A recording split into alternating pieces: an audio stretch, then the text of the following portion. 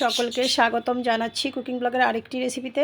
চিংড়ি মাছের জল বড়া অথবা কুপ্তাকারির রান্নার রেসিপিটি সম্পূর্ণ দেখার অনুরোধ রইল।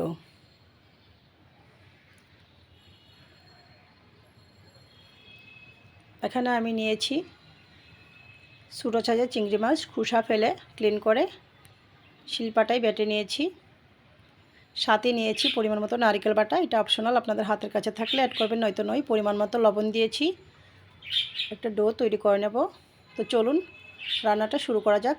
চুলাটা অন করে একটি পাত্র বসিয়ে দিয়েছি, দিয়ে দিয়েছি পরিমাণ মতো তেল,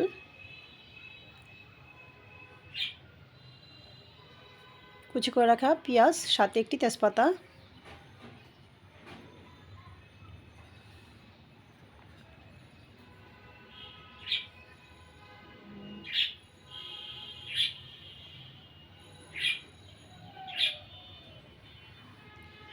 নাড়াচাড়া করে নিয়েছি পেঁয়াজটা খানিকটা বাজে হওয়ার পর দিয়ে দিয়েছি 1 চামচ পরিমাণ পেঁয়াজ বাটা, পরিমাণ মতো রসুন বাটা, আদা বাটা, আবারও নাড়াচাড়া করে নিয়েছি। দিয়ে দিচ্ছি মশলা কষানোর জন্য জল। মশলায় দিয়েছি হলুদ গুঁড়া, লঙ্কার গুঁড়া, ধনিয়ার গুঁড়া, জিরার গুঁড়া। খুন্তির সাহায্যে নাড়াচাড়া করে মশলাটা কষিয়ে নিচ্ছি ভালো করে। স্বাদ মতো লবণটাও দিয়ে দিয়েছিলাম।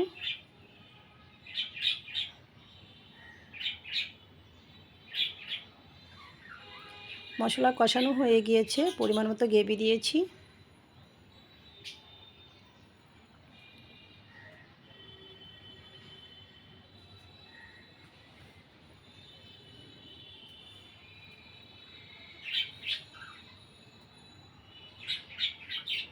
স্বাদ মতো কাঁচা লঙ্কা দিয়েছি।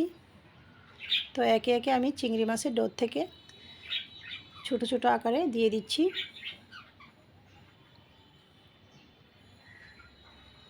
ঢাকনাটা দিয়ে দিয়েছি।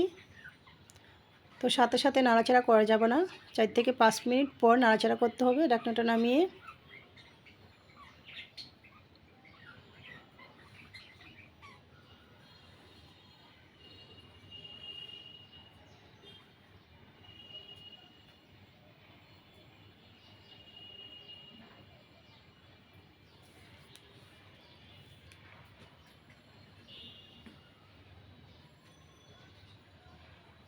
ফিরে আসছি 4 থেকে 5 মিনিট পর। ঢাকনাটা নামিয়ে নাড়াচাড়া করে নিয়েছি।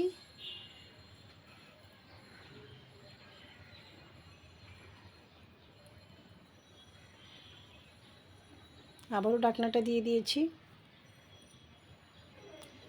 ঢাকনাটা নামিয়ে উপর থেকে গরম মশলা পাউডার দিয়েছি।